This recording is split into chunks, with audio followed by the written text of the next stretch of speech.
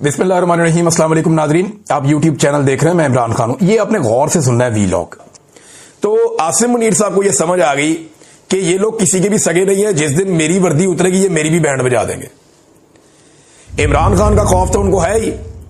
उनके दिमाग में ये बात बैठी हुई है कि इमरान खान का रास्ता रोकना मुमकिन नहीं है। प्रेशर बढ़ता जाएगा, एक वक्त आएगा इमरान खान को छोड़ना पड़ेगा। मुल्क चल ही नहीं रहा। अगर मुल्क को चलाना है, सियासी इस्तेहकाम लेकर आना है, तो इमरान खान को जेल से बाहर निकालना पड़ेगा। लेकिन अगर वो जेल से बाहर निकलकर रेलिवेंट हो जाता है और इक्तदार में आ जाता है तो मेरी तो ऐसी तैसी फिर जाएगी, क्योंकि हमने तो वो सारा काम कर दिया हुआ है जो जिसकी आइन और कानून इजाजत नहीं देता। लिहाजा अपने आप को बचाने के लिए इस्तिस्ना ले लो। तो ऐसा नहीं है कि खाली इमरान खान से बचना है। इमरान खान तो आ रहा है और उसने तो आना है, और वो इसलिए आना है, आज नहीं, कल नहीं, साल नहीं, ये कितनी देर रोक लेंगे। मुल्क में इस्तेहकाम ही नहीं आएगा तो अल्टीमेटली तो इमरान खान को बाहर आना है। तो इमरान खान बाहर आएगा तो उसको इक्तदार मिल जाएगा, ये ऑब्वियस है। बस सिर्फ कोशिश ये करनी है कि उसको 2/3 अक्सरियत ना मिले, क्योंकि अगर उसको 2/3 अक्सरियत नहीं मिलेगी तो वो आईनी तरमीम नहीं कर सकेगा और फील्ड मार्शल अपनी जिंदगी में एंजॉय करेंगे और वो सऊदीया में एक नए ओहदे के ऊपर जा भी सकते हैं। तो एक तो PMLN और पीपल्स पार्टी का उन्हें पता है कि ये बड़े बदीद लोग हैं, ये जैसे ही मैं ओहदे से उतरूंगा ये मेरी ऐसी तैसी फेर देंगे, लिहाजा मैं ओहदे से उतरता ही नहीं और मैं अपनी इम्यूनिटी ले लेता हूं, इस्तिस्ना ले लेता हूं। और दूसरा उन्होंने ये किया कि इमरान खान से बचने के लिए अपने इर्द गिर्द एक आईनी दीवार खड़ी कर ली। इसको और सिंपल कर लें, इमरान खान की जलखार हो रही है। वो जेल से बैठकर आसिम मुनीर साहब को ज़हनी मरीज करार दे चुके हैं। अब इमरान खान जिस आदमी को जो कहते हैं ना लोग, उसको वो इमेजिन करना शुरू हो जाते हैं, उसकी हरकतों सकनात पे नजर रखना शुरू हो जाते हैं कि यार ये ज़हनी मरीज वाकई तो नहीं है। शहबाज शरीफ को अर्दली जब से कहा है वो तब से अर्दली लगना शुरू हो गए हैं। मैं सीरियसली आपको बता रहा हूं कि मेरे अपने दिमाग में एक इमेज बन गया कि यार वाकई ये हरकतें तो वही हैं।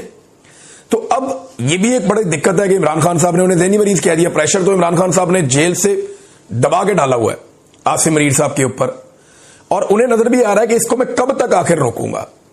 तो एक तो वो खतरा है, और ये खतरा ना PMLN के कुछ टाउट्स और कुछ टाउट्स हैं एस्टेब्लिशमेंट के, और कुछ PMLN के अपने लोग भी हैं, और वो अपने मुंह से बरमला अब ये कहना शुरू हो गए। उनके ट्वीट्स मौजूद हैं रिकॉर्ड के ऊपर, उनके स्क्रीनशॉट इस वक्त सोशल मीडिया पे गर्दिश कर रहे हैं। नजम सिटी का ऐसा ही स्टेटमेंट है कि एक्चुअली ये आसिम मुनीर साहब ने अपनी मुस्तकबिल की प्रोटेक्शन हासिल की है जिस वक्त इमरान खान साहब इक्तदार में आ जाएंगे। क्योंकि सारे डराते थे ना कि इमरान खान आ गया तो ये कर देगा, तो वो कर देगा, तो आपको नहीं छोड़ेगा, तो उसको नहीं छोड़ेगा। हालांकि इमरान खान ने कहा भी कि मैंने किसी से बदला नहीं लेना, मैं अपने मुल्क की खातिर बात करना चाहता हूं। लेकिन ये सारे डरे हुए हैं, सहमे हुए हैं। अब जिसके दिल में चोर हो वो डरता ही है ना, हर आदमी तो नहीं डरता। मैं एक मीटिंग में था कल, जर्मनी में आया हुआ था फ्रैंकफर्ट में, तो वहां पे बहुत सारे लोग थे। मैंने उनसे पूछा, मैंने कहा आप में से किसी को इस्तिस्ना चाहिए? तो पूरे हॉल ने कहा नहीं चाहिए। तो मैंने उनसे पूछा कि आपको क्यों नहीं चाहिए? उन्होंने कहा हमने कुछ किया ही नहीं, हमारे दिल में चोर है ही नहीं, हमें क्यों इस्तिस्ना चाहिए होगा। नबी अकरम सल्लल्लाहु अलैहि वसल्लम ने फरमाया कि मेरी बेटी भी अगर चोरी करेगी तो मैं उसका हाथ काट दूं। बेटी के लिए इस्तिस्ना नहीं था। तो जब इन लोगों के लिए, इतनी बड़ी बड़ी हस्तियों के लिए इस्तिस्ना नहीं था, तो ये किस खेत की मूली है जो लोग इस्तिस्ना ले लेते हैं और लगे हाथों सारे इसके अंदर अपने हाथ धोते हैं। अभी पता चला है कि तजवीज आई है कि जो सदर पाकिस्तान है, वो जो एक दफा सदर बन गया, उसको ताहयात इस्तिस्ना दे दिया जाए, यानी उसके ऊपर पूरी जिंदगी में फिर कोई केस नहीं बनेगा, और अब इसके ऊपर जो है वो अमल दरामद कर दिया जाए। वजीर आजम के बारे में भी यही तजवीज आई कि वजीर आजम को भी इस्तिस्ना दे दें। वजीर आजम अपने ओहदे से फारिग भी हो जाए तो बाकी जिंदगी कुछ भी करता रहे, उसको इस्तिस्ना जनाब को कोई इसको हाथ नहीं लगा सकता, कोई इसके ऊपर केस नहीं बना सकता। ये होता है कोई दुनिया में?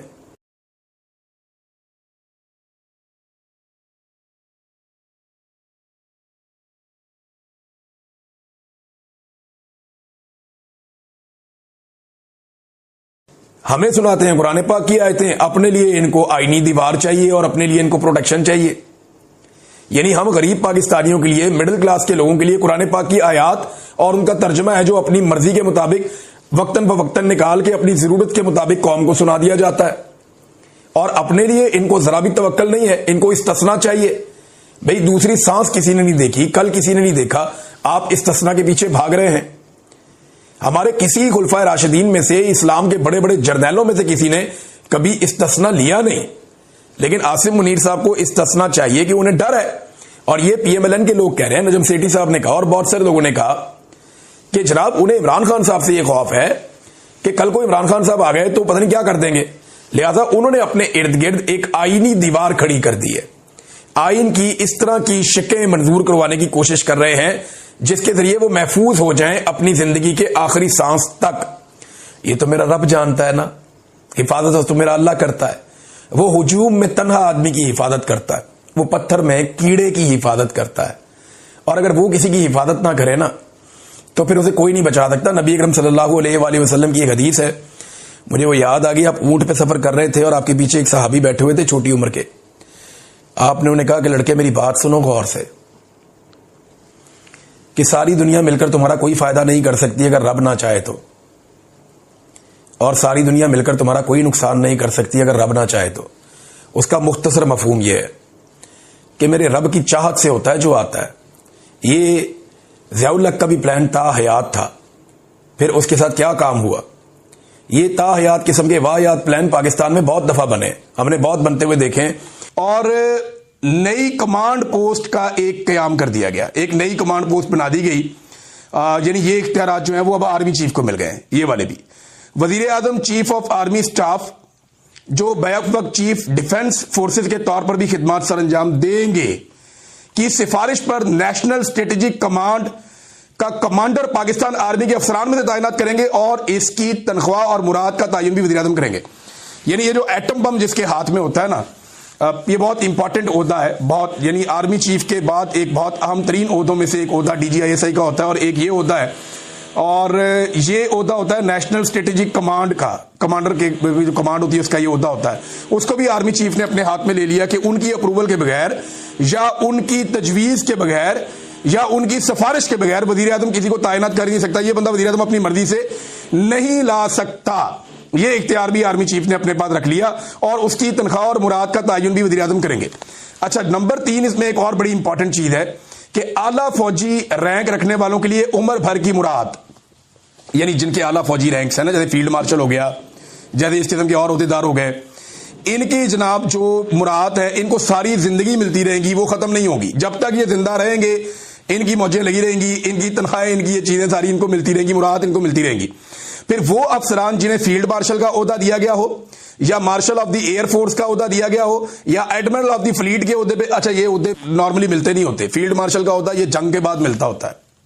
अगर किसी को आइंदा किसी आर्मी चीफ को फील्ड मार्शल का ओहदा चाहिए होगा तो उसे एक जंग करनी पड़ेगी पाकिस्तान की किसी मुल्क के साथ, या तो अफगानिस्तान के साथ जंग कर ले। अब इस ओहदे के अंदर इतनी पुरकशिश चीजें रख दी गई हैं, पहले मैं आपको बता दूं है क्या, फिर आपको बताता हूं कि जंग क्यों करनी पड़ेगी आने वाले आर्मी चीफों को।